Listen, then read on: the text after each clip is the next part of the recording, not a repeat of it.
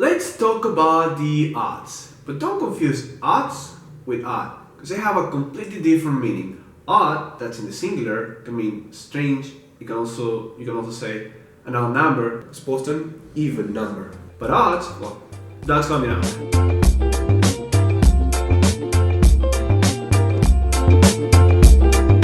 The odds are the chances that something will happen. This word is very common in everyday English and in the specific context of gambling as well. So let's focus on that in its usage in the word of gambling. Gambling is very common in sports. For example, in boxing, people are used to betting money on fights. So based on who you think is going to win a fight, a boxing fight, you are going to put money on that fighter. So you could ask, what are the odds in this fight? And someone could answer, okay, so fighter A has an advantage in the odds of 9-1. That means that 9 out of 10 people believe fighter A is going to win, and therefore 9 out of 10 people are putting money on that fighter.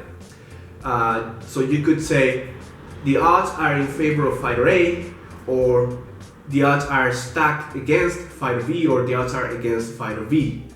As I said before, this word is very common in everyday English. Just another word for chances, probability, possibility, likelihood. So let's say, for example, you're on a plane and you suffer from fear of flying. Someone could say to you, relax, you're safer on this plane than in any car. The odds of us dying on this plane are 1 in 11 million.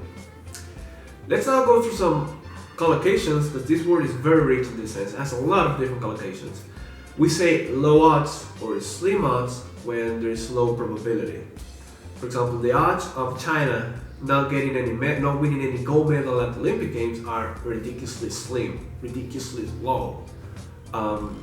Or high odds, which means the opposite. The odds of China racking up a lot of gold medals at the Olympic Games are very high. Another collocation is to go against the odds. Every time you play the lottery, you're going against the odds. The chances of you winning the lottery are very slim, or against all odds. Against all odds, Ecuador won the gold medal in ping pong against China.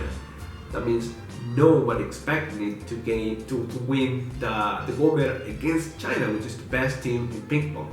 You could say Ecuador beat the odds when there are very low chances of something happening in your favor, but it does happen nonetheless, you beat the odds.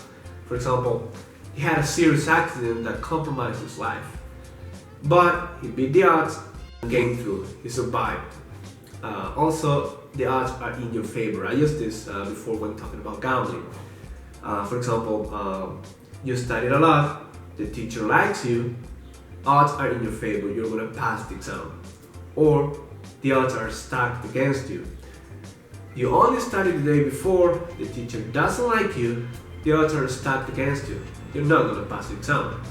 Wrapping up, one thing I'd say is that if you don't use this word already, start using it. If your native language is Spanish, Portuguese, Italian, French, any of these romantic languages, odds are that you rely on the words that already exist in your native language, like for example, probability, possibility.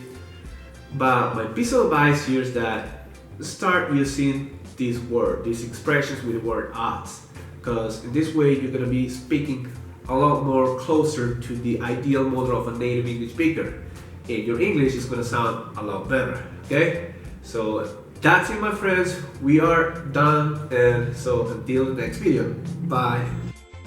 Did you know that there is a place where you can meet thousands of English speakers from all around the world for free? RealLife Global is the perfect place for passionate, enthusiastic English explorers like yourself. You get to practice your English, make new friends, and learn so many things. So don't shy away from an incredibly exciting and fun experience. Thousands of more adventurers are waiting for you. Go to community.reallifeglobal.com and transcend frontiers. Hear what 3 of our Rockstar members have to say. I'm Gustavo, I'm from Brazil. Hello, my name is Dominika, I'm from Poland. My name is Carlos, I'm from Brazil. Come here and check this out. I met many people through the power chat. You can practice your English and talk to people from all over the world. I met people from the United States, Mexico, New Zealand, Ireland. Come here if you want to chat with me or with other chatters from all around the world.